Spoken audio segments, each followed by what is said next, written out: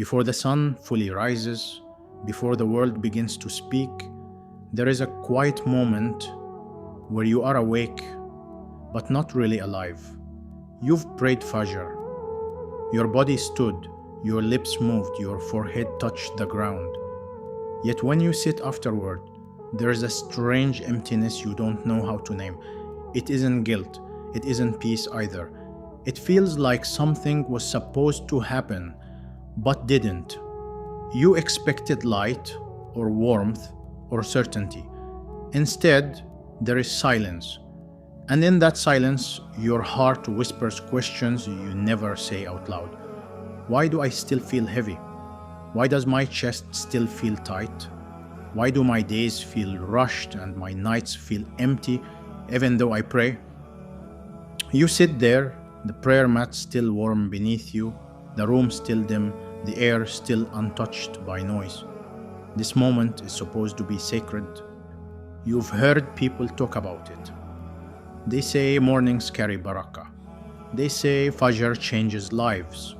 They say those early hours hold secrets the rest of the day never will. And yet, you look at your life and you wonder quietly if you are missing something essential. If you are waking up early but living late, if your soul is present in sujood but absent in the hours that follow. You don't say this to anyone. You still pray, you still believe, but somewhere deep inside, there is a fear you don't want to admit, that maybe you're doing the actions without tasting the meaning, that maybe the blessings you ask for are being delayed because something is incomplete. You scroll your phone sometimes right after Fajr, like telling yourself it's just to check something quickly. You lie down for a few minutes and wake up hours later feeling regret you can't fully explain. And as the day begins, the same worries return. Money, direction, health, loneliness, unanswered dua, a future that feels unclear. You wonder if Allah is listening, not because you doubt Him, but because you doubt yourself.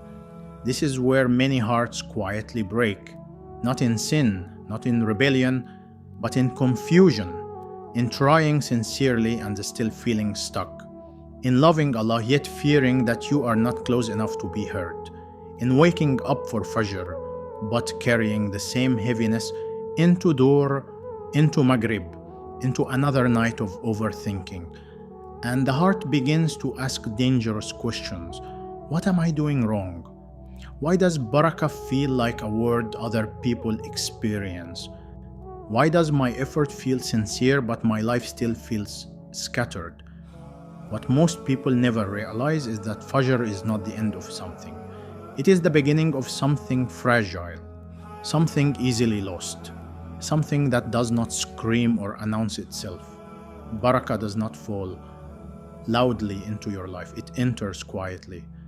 And if you are not careful in those moments after Fajr, it's a slip away just as quietly. The early hours after Fajr are unlike any other time in the day.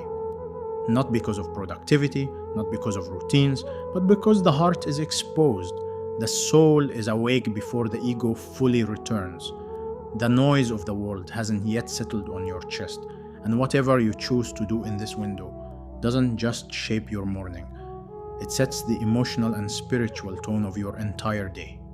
Many believers wake up early but rush immediately back into the dunya, not out of arrogance, out of habit, out of tiredness, out of not knowing. And slowly, without realizing it, they train their hearts to touch Allah briefly and then abandon Him the moment the prayer ends. This is not spoken of enough because it's uncomfortable, because it forces us to look at what we do when no one is watching, when the masjid is quiet, when the phone is nearby, when sleep calls us back, when discipline feels heavy and sincerity feels fragile. You see, the heart is most honest right after Fajr. It hasn't yet put on its armor. It hasn't yet numbed itself with distractions. Whatever you feed it in that moment, attention, remembrance, restlessness, neglect, it absorbs deeply. And that is why some people move through life with an unseen ease, while others struggle, despite doing the same visible actions. Barakah is not always in how much you do. It is often in what you protect. The Prophet, peace be upon him, made a dua that is easy to overlook because of how simple it sounds. He asked Allah to place barakah in the early mornings of his ummah, not in their nights, not in their wealth, not in their plans, in their mornings. This was not a motivational phrase. It was a spiritual reality, something unseen but powerful, something that could expand time, soften hearts, and align outcomes without force. But barakah is not automatic. It is invited, and this is where the struggle begins inside you, because part of you wants to feel close to Allah, and part of you is exhausted. Part of you wants peace, and part of you wants escape. Part of you knows the morning matters, and part of you just wants to disappear back into sleep, into distraction, into something easier than presence. You sit there after Fajr, and you feel the tension between those two selves, the one that hopes and the one that is tired of hoping. This tension is not a sign of weak man. It is a sign of a heart that is still alive. Allah does not expect perfection from you in those moments. He is not watching to punish you for blinking or resting, but He is offering something subtle and opening a window where the heart can realign before the day pulls it in every direction.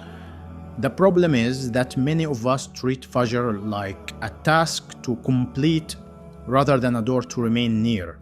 We rush away as soon as the obligation ends, not realizing that the most transformative part of the morning often begins after the taslim. This is where the first quiet shift happens, not through force, but through intention. There is a difference between standing up from Fajr because you're done and staying because you're present. One ends the prayer, the other allows the prayer to enter the day. When you remain seated for a while, even in silence, something inside begins to settle. The mind slows, the heart breathes. You are no longer speaking to Allah, but you are still with Him. And that witness is rare in a world obsessed with movement. You don't need long words. You don't need dramatic tears. Sometimes the most honest act is simply not rushing away. In that stillness, the heart begins to recognize its own needs. Not the needs it tells people about, the deeper ones, the ones that hide behind productivity and noise, the fear of being forgotten, the ache of waiting too long, the quiet sadness of unanswered prayers that were once full of certainty. This is where dua becomes different, not rushed, not performative, not a list recited from memory, but a soft conversation between a fragile heart and a Lord who already knows. The Prophet, peace be upon him, said that Allah descends to the lowest heaven in the last third of the night and asks who is calling upon him so he may answer.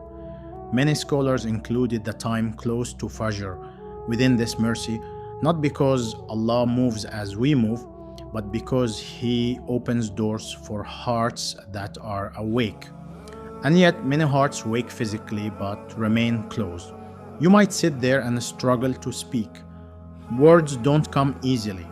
Your tongue feels heavy. Your thoughts are scattered and you think something is wrong with you. But nothing is wrong. This is honesty. This is what it feels like when the heart hasn't been trained to stay present without noise. So you begin gently, not with demands, but with acknowledgement.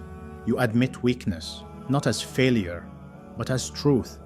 You admit confusion, not as doubt, but as longing.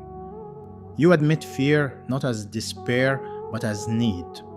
And something subtle shifts. You realize you don't need to convince Allah of your sincerity. You only need to stop hiding from Him. After Fajr, the soul is closest to its natural state. Before the masks, before the comparisons, before the pressures of the day. And whatever direction you turn it toward in that moment, becomes the direction it leans for hours afterward. Some people immediately turn toward the world. Messages, notifications, plans, stress. Others turn inward toward remembrance, reflection, calm. The difference in their days is not always visible, but it is felt. Baraka does not always mean your problems disappear. Sometimes it means your problems no longer consume you. You still face the same challenges, but they don't drain you the same way. You still wait, but the waiting doesn't feel empty. You still work, but the work feels aligned. This alignment is born in quiet moments, especially after Fajr. The heart needs anchoring, and without it, the day becomes reactive. You respond to everything and feel in control of nothing. You move constantly and still feel behind. You pray on time and still feel distant. Anchoring the heart after Fajr is not about adding pressure. It is about removing chaos. You don't need to transform your entire life in one morning. You only need to guard that opening, not to resist the urge to immediately scatter your attention, to allow the heart to remain turned toward Allah just a little longer. Because when you rush away too quickly, the day rushes over you. And this is where many people lose barakah without realizing it. Not through sin, through neglect, through unconscious habits that train the heart to associate Allah with obligation instead of intimacy. Allah does not ask you to abandon your responsibilities. He asks you to begin them from a place of connection. And that connection is fragile in the early hours. If you knew how much depended on what you do in the moments after Fajr, not in visible success, but in inner clarity, you would guard that time like something precious, not with anxiety, with care, because what grows in the morning follows you into the afternoon.